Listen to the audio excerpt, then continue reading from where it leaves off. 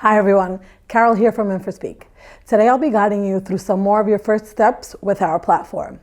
This particular video is meant for you to understand how to start setting up your platform to get to know the master data regarding clients, buildings, and their locations.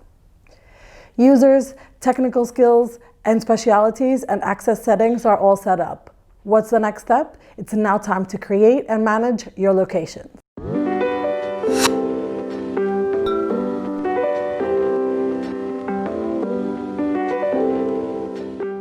Let's start.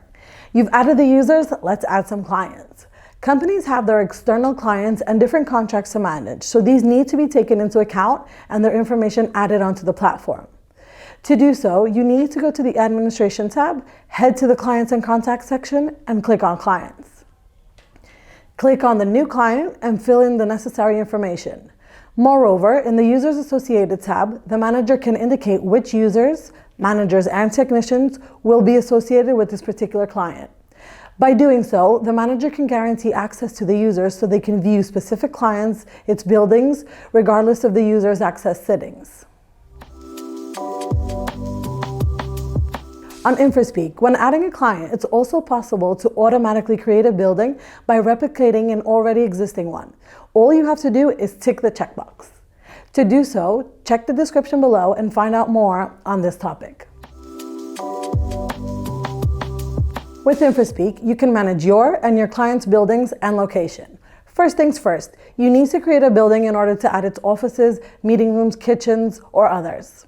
To add a building, the manager should head over to the Administration tab, then to the Locations, Buildings, and Warehouses section and click on Buildings. To add a building, the required fields are the name and code, and you'll need to choose a client from your drop-down list.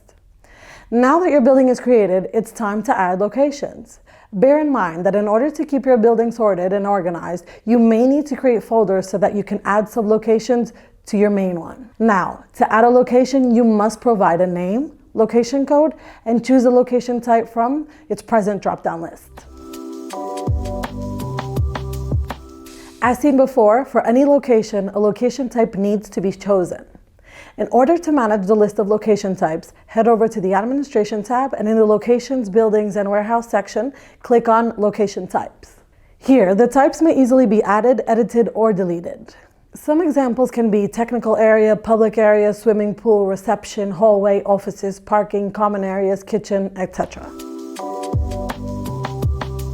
So far, we have seen how the manager can manage clients and locations directly from his or her desk. But now, imagine that one of the technicians is out on the move and needs to create a client, building, or a location. The technician can simply use the mobile app for that. Curious? Find out more in the description below. Infraspeak works in a very smart and simple way with the NFC technology, and together they make a great team. Taking a look back at previous examples, imagine that a technician on the move arrives at a location and wants to associate it to an NFC tag. To configure that NFC tag, the technician just needs to search for the location and edit it by clicking on the pencil icon on the top right-hand corner. Associate the NFC tag, read it, and save. Done. Location tag and mission accomplished. From now on, you may rely on Infraspeak to log every time a technician visits this location by reading that NFC tag. Your technician will also be very happy to find his location and its work orders and scheduled tasks just by reading the NFC tag instead of having to navigate or search for it. And that's it.